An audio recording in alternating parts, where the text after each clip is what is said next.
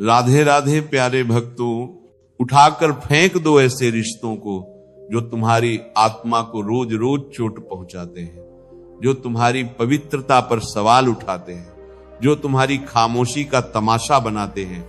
क्या तुम इसीलिए इस धरती पर आए थे? क्या परमात्मा ने तुम्हें ये अनमोल सांसें इसलिए दी थी कि तुम किसी ऐसे इंसान के लिए घुट घुट कर मर जाओ जिसे तुम्हारे होने या न होने से कोई फर्क ही नहीं पड़ता। भक्तों, जीवन का एक कड़वा सत्य सुनो। हम अक्सर सोचते हैं कि अगर हम ज्यादा झुकेंगे, अगर हम ज्यादा सहेंगे तो सामने वाला बदल जाएगा, उसका पत्थर दिल पिघल जाएगा। लेकिन ये तुम्हारी भूल है। जो इंसान तुम्हारी कद्र तब नहीं कर सका जब तुम उसके लिए सब कुछ कर रहे थे, वह तब क्या खाक कद्र करेगा जब तुम टूट जाओगे। याद रखना, झुकना वहीं चाहिए जहां सम्मान हो। जहां केवल मतलब हो वहां झुकना कायरता है। हमारे शास्त्रों में एक बहुत सुंदर और आंखें खोल देने वाली कथा आती है। ये कथा श्रीमद् भागवत महापुराण में अवधूत ब्राह्मण और उनके 24 गुरुओं के प्रसंग में मिलती है। इसे बहुत ध्यान से सुनना।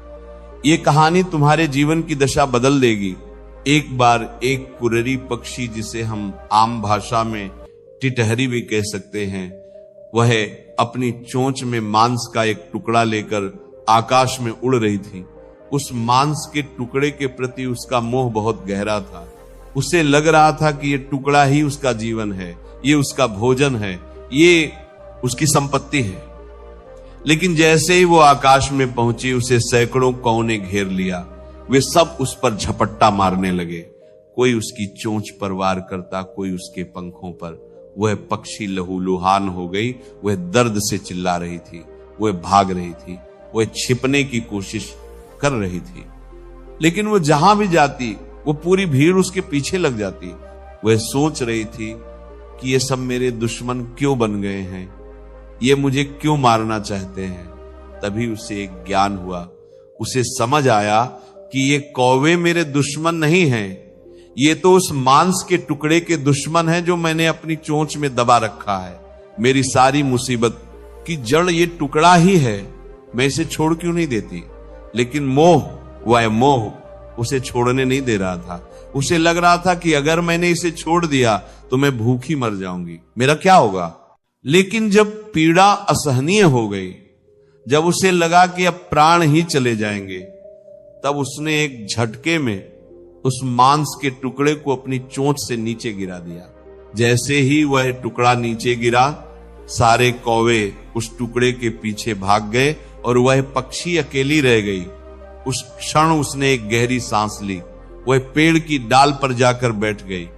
अब न कोई शोर था, न कोई हमला था, न कोई दर्द था, केवल शांति थी। उस पक्षी ने मन ही मन कहा कि आज मैंने उस बोझ को त्याग दिया जिसने मेरे प्राण संकट में डाल रखे थे। आज मैं सुखी हूं। प्यारे भक्तों, ये कहानी किसी पक्षी की नहीं है, ये कहानी तुम्हारी है। वह मांस का टुकड़ा, वह विषैला रिश्ता है जिसे तुमने अपने दिल रूपी चोंच में दबा रखा है। और वे गिद्ध और कौवे, वे दुख हैं, वे चिंताएं हैं, वे अपमान हैं जो तुम्हें रोज नोच रहे हैं। तुम चिल्ला रहे हो कि मैं दुखी हूं, तुम रो रहे हो कि लोग मुझे तड़पा रहे हैं, लेकिन तुम उस टुकड़े को छोड़ नहीं रहे। जिस दिन, सुन लो मेरी बात, जिस दिन तुम उस रिश्ते के मोह को त्याग दोगे जो तुम्हें नोच रहा है, उसी दिन सारी दुनिया का शोर शांत हो जाएगा। उसी दिन तुम शांति की डाल पर बैठकर विश्राम कर पाओगे। ये मत सोचो कि उसे छोड़ने के बाद तुम अकेले हो जाओगे। नहीं, तुम अकेले नहीं होगे, तुम मुक्त हो जाओगे। और मुक्त व्यक्ति के साथ ही ईश्वर रमण करते हैं। जब तक हाथ भरे होते हैं तब तक भगवान भी तुम्हारा हाथ नहीं थाम सकते। खाली हाथ करो, कूड़ा फेंक दो, ताकि प्रभु उसमें अपनी कृपा भर सके। रामायण में विभीषण का उदाहरण देखो। रावण उनका सगा भाई था, खून का रिश्ता था, एक ही कुल, एक ही महल था। लेकिन रावण अधर्मी था, रावण अहंकारी था। विभीषण ने बहुत समझाया, बार बार अपमान सहा, लात तक खाई। लेकिन जब पानी सिर से ऊपर चला गया तो विभीषण ने उस सोने की लंका और उस भाई के रिश्ते को एक पल में त्याग दिया। दुनिया ने उन्हें घर को का भेदी कहा होगा, लेकिन मेरे राम ने उन्हें अपना मित्र कहा। उन्हें लंका का राजा बना दिया। अगर विभीषण मोह में फंसे रहते और रावण के साथ चिपके रहते तो उनका अंत भी उसी युद्ध के मैदान में हो जाता। उन्होंने रिश्ते को ठोकर मारी और परमात्मा को चूर्ण रहता है। उनतरदार करे नरन करे, उन्हें परमात्मा को चूर्ण रहता है। उनका देश करे, उनकी भातर को बंद करे, उनकी भात लिया। तुम्हें भी आज विभीषण बनना होगा। अगर तुम्हारा कोई अपना, चाहे वो पति हो, पत्नी हो, मित्र हो या कोई भी संबंधी हो, अगर वह तुम्हारे और तुम्हारी शांति के बीच दीवार बनकर खड़ा है तो उस दीवार को गिराना पाप नहीं है, उसे गिराना ही धर्म है।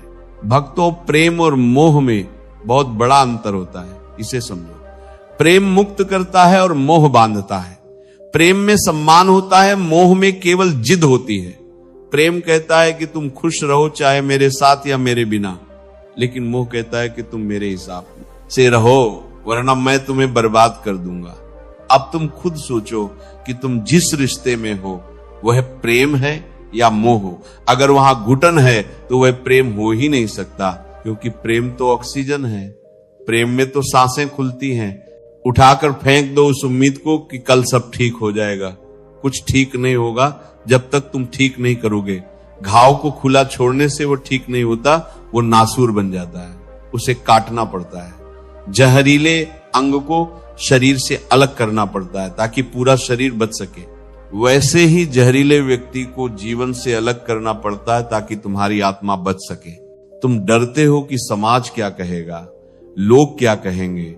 अरे भक्तों, शमशान में जब तुम जलोगे तो ये समाज तुम्हारे साथ नहीं जलेगा। तुम्हारी पीड़ा तुम्हें अकेले सहनी है, तुम्हारी रातें तुम्हें अकेले काटनी है, तो निर्णय भी तुम्हें अकेले लेना होगा। समाज की परवाह वो करते हैं जिनका अपना कोई चरित्र नहीं होता। जो सत्य पर है उसे किसी के प्रमाण की आवश्यकता नहीं होती। कभी कभी हम सोचते हैं कि हमने उस इंसान के लिए इतना किया, अपना सब कुछ वार दिया, फिर भी उसने हमें धोखा दिया। इसमें तुम्हारा दोष नहीं है, इसमें उस व्यक्ति का भी दोष नहीं है। यह संसार का स्वभाव है। चंदन के पेड़ पर सांप लिपटे रहते हैं, लेकिन चंदन अपनी शीतलता नहीं छोड़ता और सांप अपना विष नहीं छोड़ता। तुम चंदन थे, तुम शीतलता देते रहे, वह सांप था, वह डसता रहा। अब अगर तुम सांप से ये उम्मीद करो कि वह डसना छोड़ दे तो मूर्खता तुम्हारी है। सांप का संग छोड़ दो, दूर हट जाओ। जब तुम किसी गलत रिश्ते से बाहर निकलते हो तो शुरुआत में बहुत दर्द होता है। ऐसा लगता है जैसे शरीर का कोई हिस्सा कट गया हो। यादें सताती हैं, मन बार बार उसी गली में जाना चाहता है। लेकिन भक्तों, यही तुम्हारी तपस्या है, यही तुम्हारी परीक्षा है। उस समय अपने मन को कठोर कर लो। याद करो उन रातों को जब तुम तकिए में मुंह छिपा कर रोए थे। याद करो उन शब्दों को जिन्होंने तुम्हारे दिल को छलनी कर दिया था। क्या तुम फिर वही नर्क भोगना चाहते हो? नहीं। अपने स्वाभिमान को जगाओ। तुम ईश्वर की संतान हो, तुम कोई लावारिस वस्तु नहीं हो जिसका कोई भी इस्तेमाल करे और फेंक दे। अपनी कीमत पहचानो। जिस दिन तुम खुद की इज्जत करना शुरू कर दोगे, उस दिन दुनिया की मजाल नहीं कि कोई तुम्हारी बेइज्जती कर जाए। उठाकर फेंक दो उस डायरी को जिसमें तुमने उनके दिए हुए दुखों का हिसाब लिख रखा है। हिसाब मत करो, बस पन्ना फाड़ दो, किताब बंद कर दो और एक नई किताब खोलो, एक नई शुरुआत करो। जीवन बहुत सुंदर है, इसे किसी एक इंसान के पीछे बर्बाद मत करो। ईश्वर ने तुम्हें अनंत संभावनाओं के साथ भेजा है। तुम्हें लगता है कि वो चला गया तो मेरा क्या होगा? अरे वो गया नहीं है, ईश्वर ने उसे तुम्हारे रास्ते से हटाया है। कभी कभी जब हम अपनी मुट्ठी में कांच के टुकड़ों को हीरा समझकर पकड़े रहते हैं तो ईश्वर हमें थप्पड़ मारकर हमारी मुट्ठी खुलवाते हैं। हमें दर्द होता है, हम रोते हैं कि हमारा हीरा खो गया, लेकिन असल में ईश्वर ने हमें खून बहने से बचाया है और अब वह हमारी खाली हथेली पर सच्चा कोहिनूर रखने वाले हैं। उस कोहिनूर का इंतजार करो। भक्तों, ये जीवन एक यात्रा है। ट्रेन में सफर करते समय कई लोग मिलते हैं। कुछ लोग हमारे साथ थोड़ी दूर चलते हैं और उतर जाते हैं। अगर कोई स्टेशन पर उतर गया तो क्या तुम भी ट्रेन से उतर जाओगे? नहीं, तुम अपनी मंजिल की तरफ बढ़ोगे। जो छूट गया वह अब तुम्हारा था ही नहीं।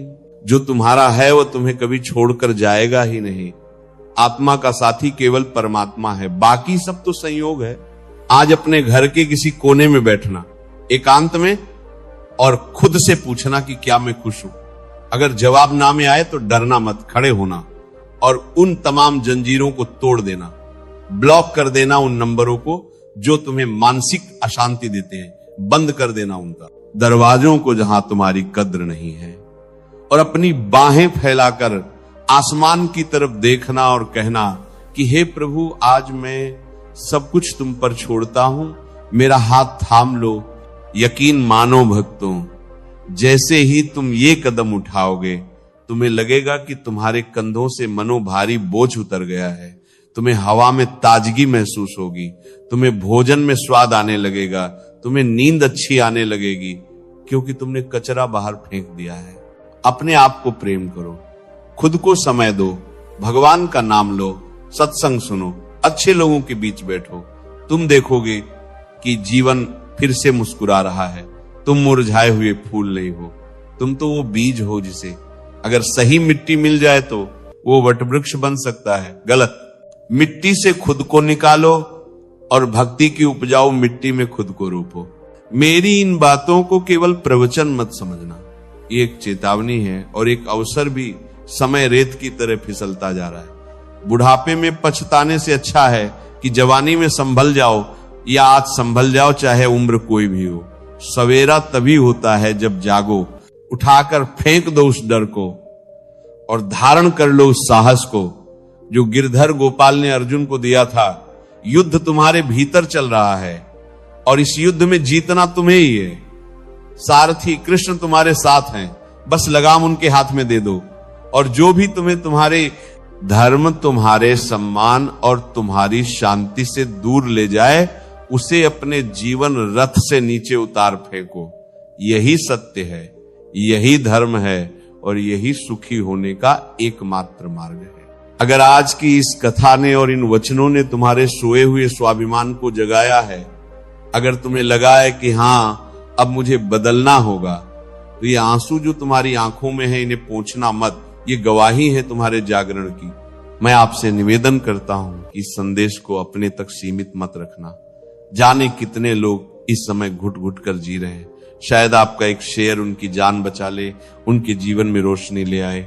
अगर आप इस सत्य के साथ खड़े हैं तो वीडियो को लाइक करें, कमेंट में राधे राधे लिखकर यह संकल्प लें कि आज से मैं केवल स्वाभिमान का जीवन जीऊंगा। चैनल को सब्सक्राइब करें और बेल आइकन दबाएं ताकि हम रोज आपको ऐसे ही जगाते रहें। अंत में एक बार प्रेम से बोलिए राधे राधे, जय श्री कृष्ण।